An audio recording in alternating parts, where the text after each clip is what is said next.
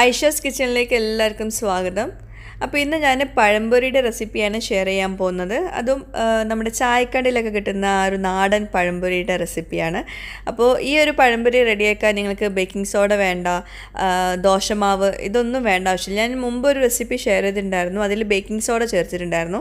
അപ്പോൾ ഈ ഒരു റെസിപ്പിയിൽ ഞാൻ അതൊന്നും ചേർക്കാതെയാണ് ഈ ഒരു പഴംപൊരി റെഡിയാക്കുന്നത്. ചെറിയൊരു ടിപ്പാണ് പറയുന്നത് കേട്ടോ. അപ്പോൾ റെസിപ്പിയിലേക്ക് കടക്കുന്നതിന് മുമ്പ് ഈ ചാനൽ ഇതുവരെ സബ്സ്ക്രൈബ് ചെയ്യാത്തവരുണ്ടെങ്കിൽ ഒന്ന് സബ്സ്ക്രൈബ് ചെയ്യുക കേട്ടോ. അവിടെ കാണുന്ന റെഡ് സബ്സ്ക്രൈബ് ബട്ടൺ ഒന്ന് പ്രസ് ചെയ്യുക. അതിൻ്റെ കൂടെ ഒരു ചെറിയൊരു ബെൽ ഐക്കൺ കൂടി ഉണ്ട്, അതുകൂടെ ഒന്ന് പ്രസ് ചെയ്യുക. അപ്പോൾ ഞാൻ വീഡിയോസ് അപ്ലോഡ് ചെയ്യുമ്പോൾ നിങ്ങൾക്ക് നോട്ടിഫിക്കേഷൻ വരും. അപ്പോൾ ഒരു വീഡിയോസ് നിങ്ങൾക്ക് മിസ്സാവില്ല. അപ്പോൾ നിങ്ങൾക്ക് ഈ മാവ് റെഡിയാക്കാൻ വേണ്ടിയിട്ട് കൈകൊണ്ട് നന്നായിട്ട് കുഴച്ചെടുക്കും ചെയ്യാം, അല്ലെങ്കിൽ ഇതുപോലെ ബ്ലെൻഡറിലേക്ക് എല്ലാം കൂടി ആഡ് ചെയ്തിട്ട് നന്നായിട്ട് അരച്ചെടുത്താലും മതി. ഞാൻ 1 കപ്പ് വെള്ളം ഒഴിച്ചു കൊടുത്തിട്ടുണ്ട്, അതിലേക്ക് 1 കപ്പ് നിറയെ മൈദപ്പൊടി ഇട്ട് കൊടുക്കുന്നുണ്ട്. ഇനി അതുപോലെ തന്നെ ഒരു 1/4 കപ്പ് അരിപ്പൊടിയും ചേർത്ത് കൊടുക്കുന്നുണ്ട്. പിന്നെ ഇതിലേക്ക് ഒരു ചെറിയൊരു കളർ കിട്ടാൻ വേണ്ടിയിട്ട് മഞ്ഞൾപ്പൊടി ചേർക്കുന്നുണ്ട്, ഒരു 1/2 ടീസ്പൂണൊക്കെ മതി. പിന്നെ ആവശ്യത്തിനുള്ള പഞ്ചസാര ചേർത്ത് കൊടുക്കുക. ഞാനൊരു 1/4 കപ്പ് പഞ്ചസാര ചേർക്കുന്നുള്ളൂ, മധുരമുണ്ട് പഴം. പിന്നെ 2 ഏലക്ക ചേർത്ത് കൊടുക്കുന്നുണ്ട്, ഒരു നുള്ളു ഉപ്പും ചേർത്ത് കൊടുക്കുക.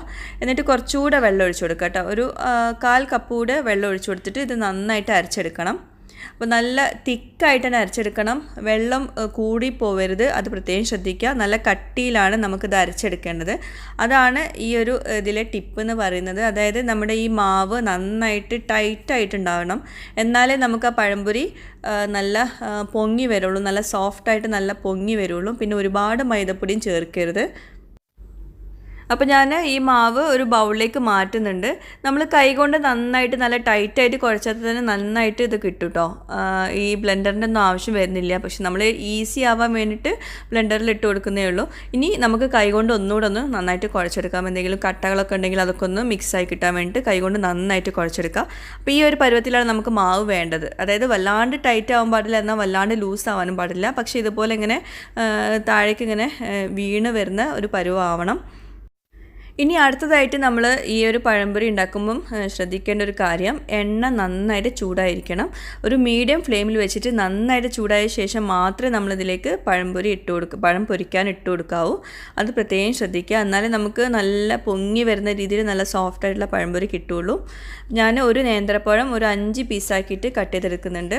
ഇതുപോലെ നീളത്തിലാണ്, നമ്മൾ സാധാരണ ഈ തട്ടുകടയിലൊക്കെ കിട്ടുന്ന ആ ഒരു നീളത്തിലുള്ള പഴംപൊരിയാണ് നമ്മളിപ്പോൾ തയ്യാറാക്കാൻ പോകുന്നത് കേട്ടോ.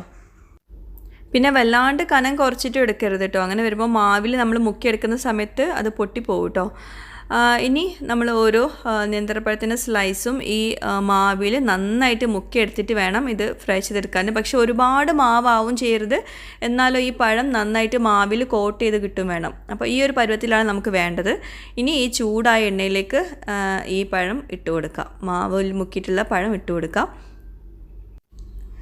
അപ്പോൾ ഇവിടെയും ഒരു കാര്യം ശ്രദ്ധിക്കാനുള്ളത്, നമ്മൾ ഈ മാവിൽ മുക്കിയിട്ട് പഴം ഇട്ട് കൊടുക്കുന്ന സമയത്ത് എണ്ണ ഒട്ടും ചൂടില്ലെങ്കിൽ അത് പൊങ്ങി വരില്ല. ഇനിയിപ്പോൾ മാവൊക്കെ എങ്ങനെ റെഡിയാക്കിയാലും എണ്ണ ചൂടില്ലെങ്കിൽ അത് പൊങ്ങി വരില്ല. അപ്പോൾ അതൊന്ന് ശ്രദ്ധിക്കുക.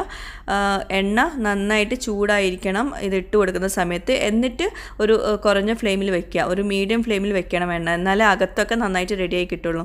പലരും അത് ശ്രദ്ധിക്കാറില്ല. ഇപ്പോൾ നന്നായിട്ട് ഡാർക്കായിട്ടുണ്ട് പുറം ഭാഗം. അപ്പം അതുകൊണ്ട് നമ്മളൊരു മീഡിയം ഫ്ലെയിമിൽ വെക്കുക, എന്നാലേ അകത്തൊക്കെ നന്നായിട്ട് കുക്കായി കിട്ടുള്ളൂ. അതും പ്രത്യേകം ശ്രദ്ധിക്കുക. ഇതൊക്കെ എല്ലാവർക്കും അറിയാവുന്ന കാര്യങ്ങളായിരിക്കും, പക്ഷേ എന്നാലും കുറച്ച് പേർക്കെങ്കിലും അറിയുന്നുണ്ടാവില്ല. അപ്പോൾ അവർക്കാണ് ഞാനിപ്പോൾ ഇത് ഷെയർ ചെയ്യുന്നത് കേട്ടോ. അപ്പോൾ അറിയുന്നവരുണ്ടെങ്കിൽ ദയവായിട്ട് ക്ഷമിക്കുക. അപ്പോൾ നിങ്ങൾക്കും എന്തെങ്കിലും ടിപ്സ് പറയാനുണ്ടെങ്കിൽ അതും കമൻറ്റ് ബോക്സിൽ എഴുതി അറിയിക്കുക കേട്ടോ. അപ്പോൾ നമ്മുടെ 2 പഴംപൊരി റെഡി ആയിട്ടുണ്ട്. നമ്മൾ ആദ്യം ഫ്രൈ ചെയ്യാനിട്ടുള്ള പഴംപൊരി റെഡി ആയിട്ടുണ്ട്. അപ്പോൾ നമ്മളിപ്പോൾ ഈ ഒരു പഴംപൊരി ഉണ്ടാക്കാൻ വേണ്ടിയിട്ട് ബേക്കിംഗ് സോഡയോ ബേക്കിംഗ് പൗഡറോ അല്ലെങ്കിൽ ദോശമാവോ ഒന്നും ചേർത്തിട്ടില്ല. എന്നിട്ട് പോലും നല്ല പെർഫെക്റ്റ് ആയിട്ടുള്ള പഴംപൊരി നമുക്ക് തയ്യാറാക്കാൻ പറ്റി. അപ്പോൾ ചെറിയ കുഞ്ഞു ടിപ്സൊക്കെ നമ്മളൊന്ന് ശ്രദ്ധിക്കുകയാണെങ്കിൽ വളരെ ഈസി ആയിട്ട് നമ്മൾക്ക് അടിപൊളിയായിട്ടുള്ള പഴംപൊരി തയ്യാറാക്കാൻ പറ്റും. പിന്നെ അതുപോലെ തന്നെ ഈ ഒരു പഴംപൊരിയുടെ മാവിൽ നമ്മൾ ഒരുപാട് മൈദപ്പൊടി ചേർത്തിട്ടില്ല. മൈദപ്പൊടിയും അരിപ്പൊടിയും ഒരേ അളവിലാണ് നമ്മൾ ഏകദേശം എടുത്തിട്ടുള്ളത്. അപ്പോൾ അതും കുറച്ചുകൂടെ നല്ലൊരു കാര്യമാണ്. നമ്മളിപ്പോൾ കൂടുതൽ മൈദപ്പൊടി ചേർക്കുന്നതിൽ നല്ലത് രണ്ടും കൂടി കുറേശ്ശെ ചേർക്കുന്നതല്ലേ. അപ്പോൾ നല്ല അടിപൊളിയായിട്ടുള്ള പഴംപൊരിയും അതിൻ്റെ കൂടെ നല്ല ചൂടുള്ള ചായയും ആ ഒരു കോമ്പിനേഷൻ ആർക്കാ ഇഷ്ടമില്ലാത്ത വൈകുന്നേരങ്ങളിലൊക്കെ. അപ്പോൾ നിങ്ങൾ ഇനി മുതൽ പഴംപൊരി തയ്യാറാക്കുമ്പോൾ ഈ ടിപ്സൊക്കെ ഒന്ന് മനസ്സിൽ വെക്കുക. എന്നിട്ട് അതുപോലെ ഒന്ന് ട്രൈ ചെയ്ത് നോക്കുക. എന്നിട്ട് ഇതിന് താഴെ കമൻറ്റ് ബോക്സിൽ നിങ്ങളുടെ അഭിപ്രായങ്ങൾ എഴുതി അറിയിക്കുകയും ചെയ്യണം കേട്ടോ. പിന്നെ അതുപോലെ പുതുതായിട്ട് എന്തെങ്കിലും ടിപ്സ് എന്തെങ്കിലും പറയാനുണ്ടെങ്കിൽ അതും ഇതിന് താഴെ കമൻറ്റ് ബോക്സിൽ നിങ്ങൾ എഴുതി അറിയിക്കുക. അപ്പോൾ നമുക്കും അതുപോലെ ഒന്ന് ട്രൈ ചെയ്ത് നോക്കാമല്ലോ. അപ്പോൾ ഞാനിത് കട്ട് ചെയ്ത് കാണിച്ചു തരാം, എങ്ങനെ ഉണ്ടെന്ന് കാണണ്ടേ നിങ്ങൾക്ക്. നല്ല സോഫ്റ്റാണ്, കട്ട് ചെയ്യുമ്പോഴേ നിങ്ങൾക്ക് മനസ്സിലാവുണ്ടാവും. നല്ല സോഫ്റ്റാണ്, നല്ല അടിപൊളി ടേസ്റ്റിലുള്ള അടിപൊളി പഴംപൊരിയാണ്. അപ്പോൾ എല്ലാവർക്കും ഈ ഒരു വീഡിയോ ഇഷ്ടമായെന്ന് വിശ്വസിക്കുന്നു. അപ്പോൾ വേറൊരു നല്ല അടിപൊളി വീഡിയോയുമായിട്ട് വരുന്നവരേക്കും ബായ്, താങ്ക് യു.